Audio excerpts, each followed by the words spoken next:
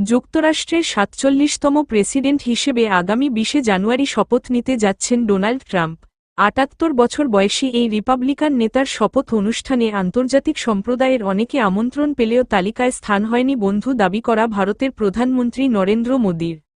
আন্তর্জাতিক গণমাধ্যমের প্রতিবেদনে বলা হয়, প্রথাগতভাবে বিদেশি রাষ্ট্রপ্রধানদের আমন্ত্রণ জানানো না হলেও ডোনাল্ড ট্রাম্প ইতালির ডানপন্থী নেত্রী জর্জিয়া মেলোনি, হাঙ্গেরির ভিক্টর অরবান, আর্জেন্টিনার প্রেসিডেন্ট জাভিয়ার মিলেই এবং চীনের প্রেসিডেন্ট শি জিনপিংকে আমন্ত্রণ জানিয়েছেন, তবে ভারতের প্রধানমন্ত্রী নরেন্দ্র মোদির নাম নেই আমন্ত্রিত অতিথিদের তালিকায়।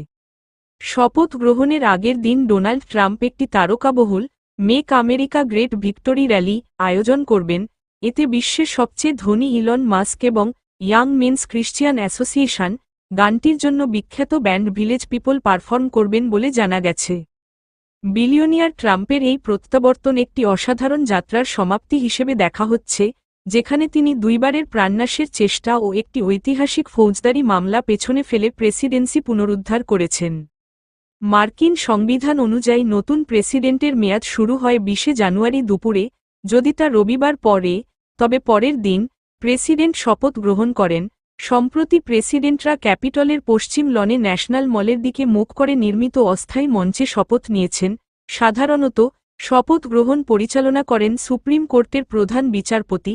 সোমবার এটি হবে জন রবার্টসের দ্বিতীয়বার ট্রাম্পের জন্য শপথ গ্রহণ পরিচালনা।